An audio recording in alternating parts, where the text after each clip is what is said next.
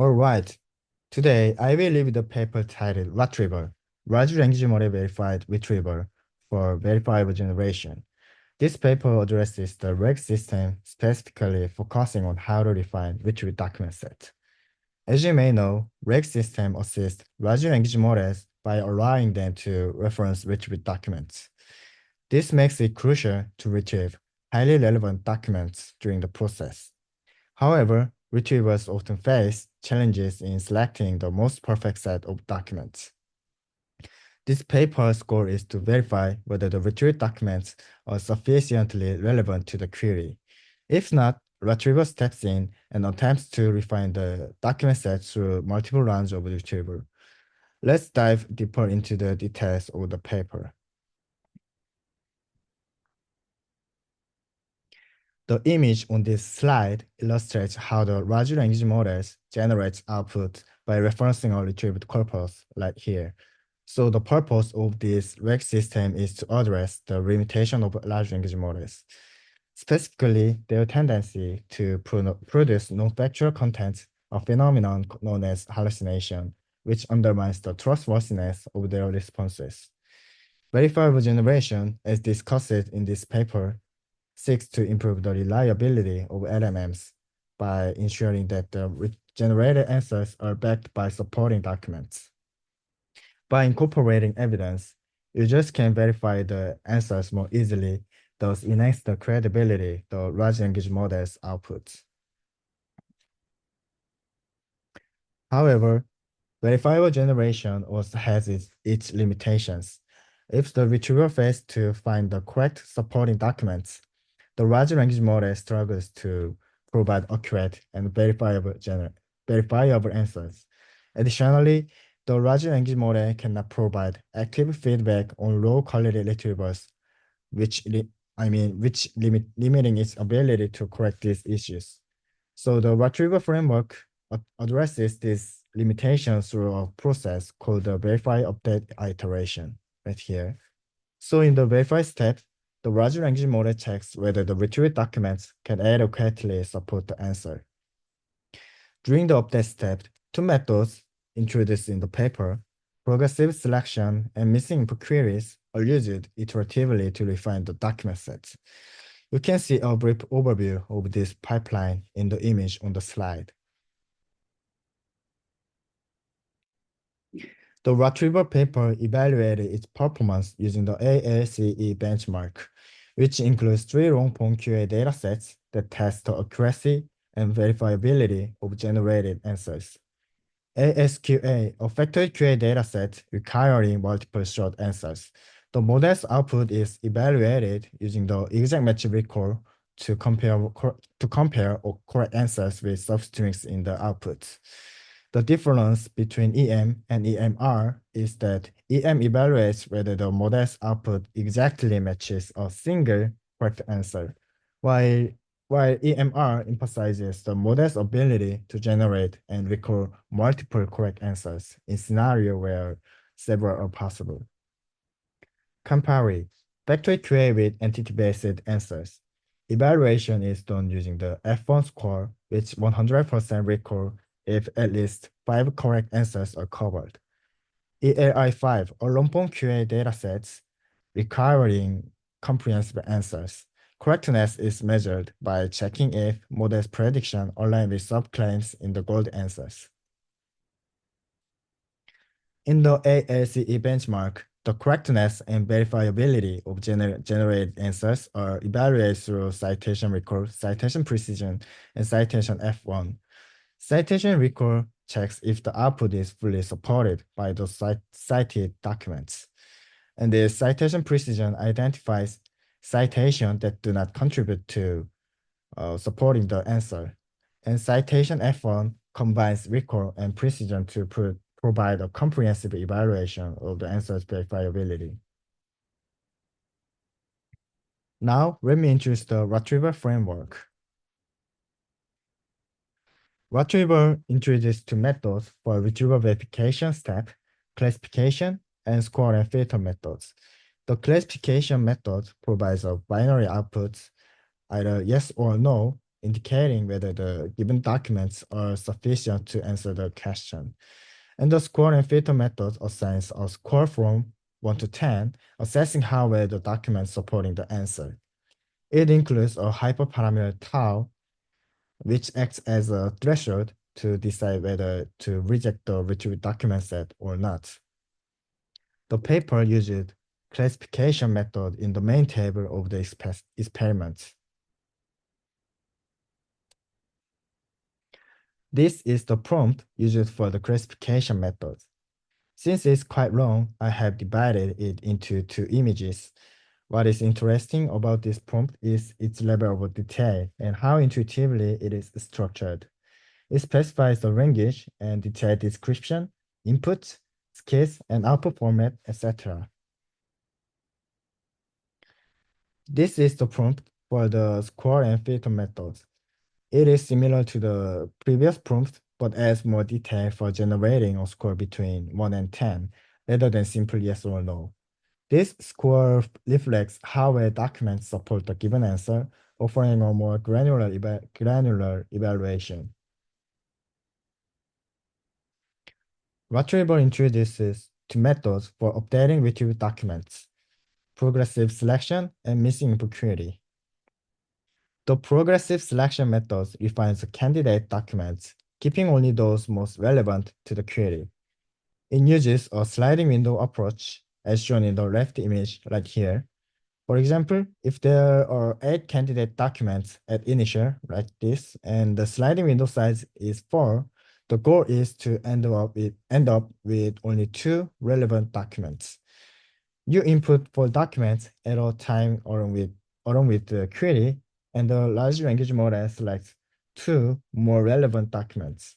Repeating this process narrows down the selection, and you can see a brief example of the prompt and the output of the right side, on the right side.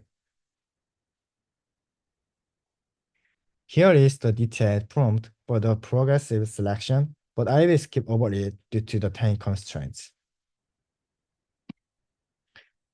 During the missing info query step, if the retrieved documents don't provide enough information to fully answer the question, an update is needed to supplement the missing contents. The paper suggests generating a new query by inputting both the original query and the retrieved documents into the large language model. The instruction helps the model identify information gaps between query and the current documents. The newly generated query, like here, is then used to retrieve additional documents, which are combined with the original document set to better support the answer. Here is an example of how the missing info query identifies gaps in the information. In the image, the question is, who is the tallest? Who is the tallest, Trump, Biden, or Obama, like here? And document 1 contains Biden's height, and document 2 contains Obama's height, but there is no information about Trump's height. Since the Trump's height is missing, the documents are not sufficient to answer the query. During the retrieval verification step, the large language model will reject these documents as they don't fully address the question. The query is then rewritten to what is Donald Trump's height, like this. And this updated query helps the retriever find the relevant information, ensuring the document set is complete enough to answer the original query. And then lastly, the paper introduced 2 types of missing input queries as a question type and passage type. The passage type essentially rewrites the query by concatenating or generate positive passage to fill the missing information. This is the concept behind the query rewriting technique called hide. This is the prompt used for the missing input query in passage style. It guides the model to identify gaps between the given query and the current documents and generate the missing information necessary to fully answer the query. The large language model uses its own knowledge to supplement the missing contents and generate a complete response. This is the prompt used for the missing input query in question style. So this is the overall algorithm of retrieval. For the first, the query is given, like here, and the document set starts as an empty set. And in the initial step, since the document set is empty, documents are retrieved in line 7, and then the relevant documents are selected using the progressive selection methods.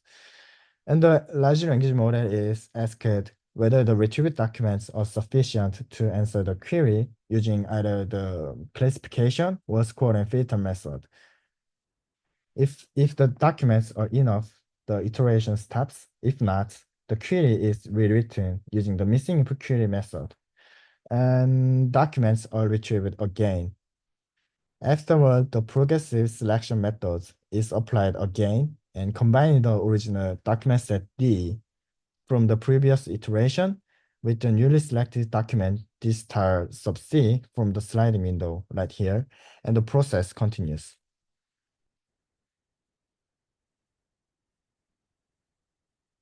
So in the main table, the authors said like the slide, GPT 3.5 Turbo was used as a large language model, and the window size is 20. The number of initial document candidates is 50, and the number of the final supporting documents is 5. The maximum of iteration is 4, and the classification method is used in retrieval verification step. So this is the main table of the results. As you can see, each data set is evaluated based on the two key aspects, correctness and verification, which is corresponds to the citation right here. So the EM recall metric is used to assess correctness, while recall, precision, and F1 scores are used for citation. Overall, retrieval performance height and other frameworks. And additionally, the passage type missing input query generally shows the better performance compared to the question type. You can see like here. And this table shows the effect of each component in the retrieval framework. The dataset ASQA and compare are evaluated in terms of correctness and citation metrics. Starting with the baseline model, BGE large model right here, we see a certain level of performance across both datasets. When progressive selection is applied, there is a slight improvement in both correctness and citation metrics. And the next step introduces verification, where documents are evaluated as either sufficient or insufficient to answer the query. For documents that pass verification, performance improves significantly in terms of correctness and citation. However, for those that fail verification, right here, the result drop off. So finally, the update step indicated by the upward arrow right here is applied, where missing information is addressed through query rewriting. After this update, we see a noticeable recovery in performance for those queries that initially failed verification. So overall, this demonstrates how each component of the retrieval framework contributes to improving both correctness and verifiability of the answers.